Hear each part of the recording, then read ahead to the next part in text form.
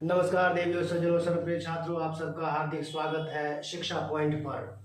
आजकल इंडिया के अंदर पेगासस ये बहुचर्चित नाम है और इसी की चर्चा आजकल जोरों से हो रही है।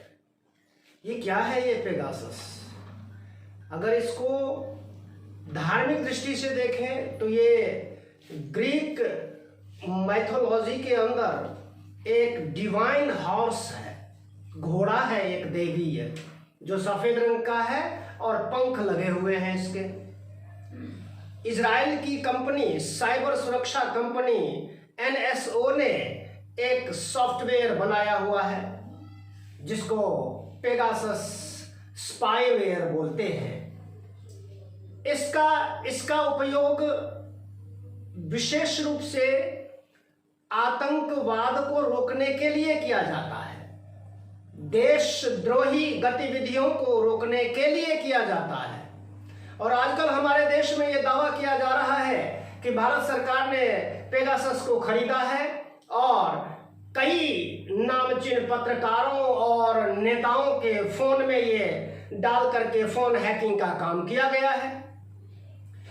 जैसा कि विदित है कि अगर देश विरोधी कार्य कोई भी करता है, चाहे वो कोई राजनीतिक पार्टी हो अथवा पत्रकार हो या कोई अन्य संगठन हो या व्यक्ति हो, अगर देश विरोधी गतिविधि में कोई संलिप्त है और सरकार को इसका पता नहीं लग रहा है तो सरकारों को, ये हमारे ही सरकार, देश में ऐसा नहीं है, दुनिया भर की तमाम सरकारों ने, सऊदी अरब की सरकार ने, बांग्लादेश की सरकार ने, ये तो घोषित रूप से मालूम है सबको कि उन्होंने इस सॉफ्टवेयर को खरीदा है और उसका इस्तेमाल किया है अपने देश के खिलाफ लोगों के लिए जो फोन के माध्यम से देशद्रोही का काम करते हैं, देश को तोड़ने का षड्यंत्र करते हैं और तमाम ऐसी गतिविधियों में लिप्त रहते हैं जो देश की सेहत के लिए, देश की सुरक्षा के लिए सही नहीं है। तो ऐसे लोगों की जासूसी होनी चाहिए, होना लाजिमी है, इसमें बुरा नहीं है कुछ। लेकिन भारत सरकार ने आधिकारिक रूप से यहाँ पर ये दावे तो बहुत हो रहे हैं, लेकिन ये जो जासूसी कांड है, फोन जासूसी का कांड है, इसको किसी ने अभी आधिकारिक पुष्टि इसकी किसी ने की नहीं है कि हाँ सरकार ने भी शायद ऐसा नहीं कहा है कि हमने ये पेगासस सॉफ्टवेयर खरीदा है और लोगों की जासूसी कर रहे हैं। सरकार को लग रहा होगा, अगर मान लीजिए कि ये जासूसी का काम हुआ है, पत्रकारों की जासूसी हुई है और कतिपय नेताओं की जासूसी अगर हुई भी है और सरकार ने ये सॉफ्टवेयर खरीदा भी है तो किसी मकसद से ही खरीदा होगा ना।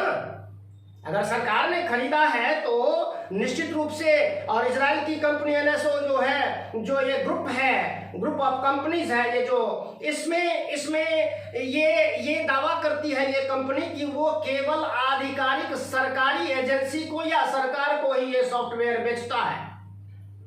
वो कंपनी सरकारों को ही या सरकारी एजेंसी को ही ये सॉफ्टवेयर बेचने का काम करती है, इसमें कोई बुरा है नहीं।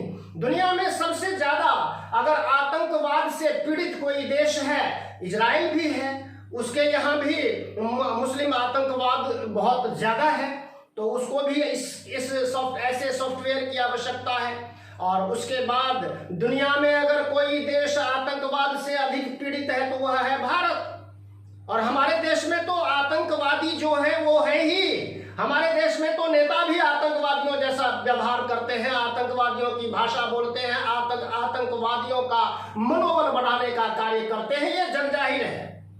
तमाम दल के लोग ऐसे हैं जो देशद्रोही काम करने में लगे हुए हैं और लगे ही रहते हैं। ऐसे लोगों को शर्म तो आती नहीं है। और चूंकि देश की सरकार है, सरकार को अगर लगता है कि कुछ ऐसा हो रहा है, कोई ऐसी गतिविधि हो रही है जो देश की सेहत के लिए, देश की सुरक्षा के लिए सही नहीं है, तो सरकार को जो भी अच्छा लगता है वो करती ही है। तो ऐसा काम कोई जुर्म तो है नहीं।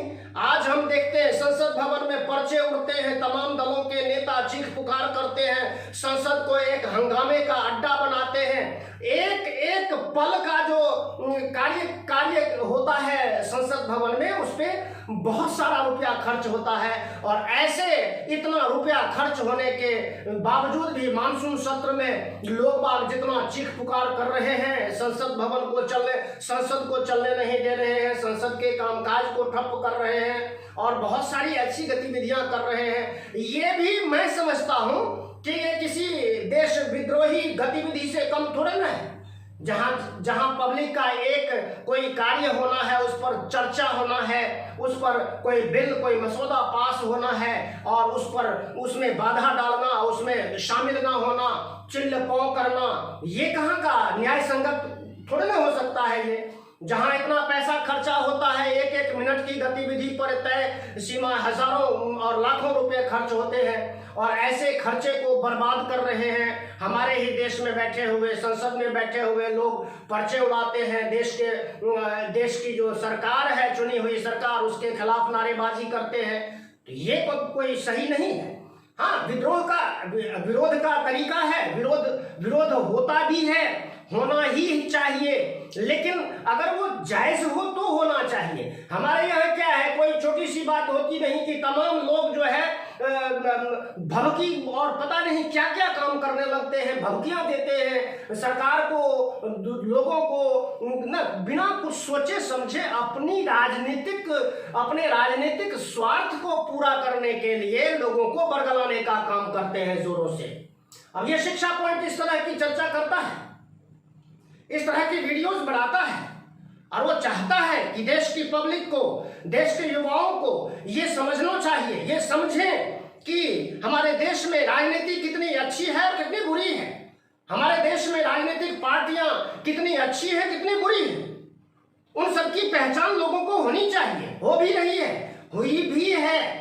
तभी तो लोग एक स्वर में खड़े होते हैं देश के विरोधी लोगों के खिलाफ। उनको भी वोट जाता है और जो वोट और नोट और वोट का जो खेल चलता है हमारे देश में, इतना गंदा खेल तो शायद दुनिया के किसी देश में, लोकतांत्रिक देश में चलता नहीं होगा जितना हमारे यहाँ चलता है। तो उसमें पब्लिक भी जिम्मेदार है और पार्टियां तो जिम्मेदार हैं ही।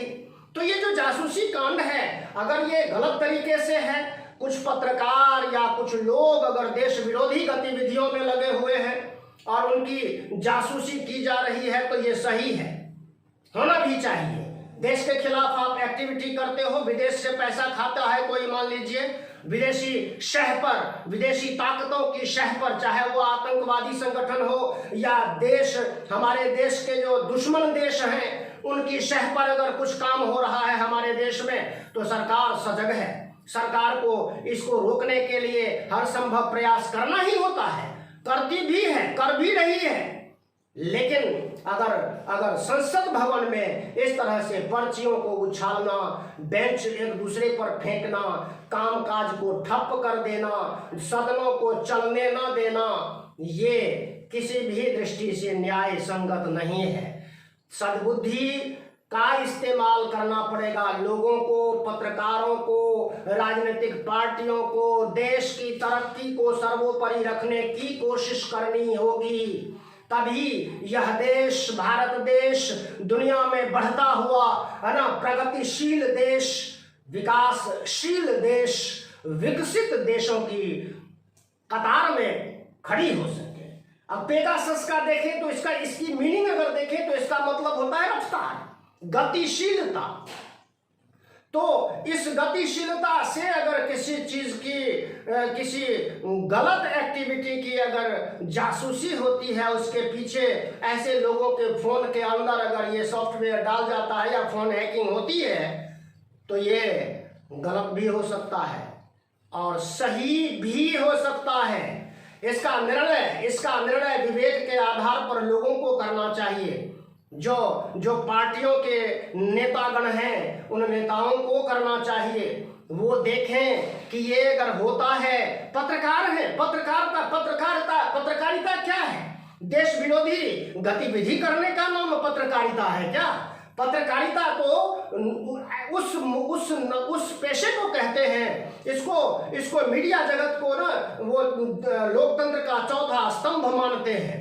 और अगर यही स्तंभ अगर गलत गतिविधियों में संलिप्त हो जाए, कुछ लोग, कुछ नामचीन पत्रकार अगर देश विरोधी गतिविधि में शामिल हो जाएं और सरकार के हर कार्य को बुरा बताने लगे, जैसा कि हमारे देश में हो रहा है, सरकार जो भी करे उसी के खिलाफ हो जाओ जी, है ना। दुनिया भर में जितने भी देश हैं, उन देशों की तरक्की जो विकसित देश हैं, उन विकसित देशों की तरक्की इतनी ऐसे नहीं हुई है। वहां सब नेतागण, सभी पार्टियां एक सुर में सरकार के साथ काम करके देश को आगे बढ़ाने का काम करते हैं। हमारे देश में भी ऐसा होना ही चाहिए, तभी यह भारत देश विश्व गुरु बनेगा, विश्व में अगली पंक्ति में खड़ा होगा। और हमारे देश की जितनी जनसंख्या है, उस जनसंख्या को सारी सुविधाएं मिले, सबको रोजगार मिले, सबकी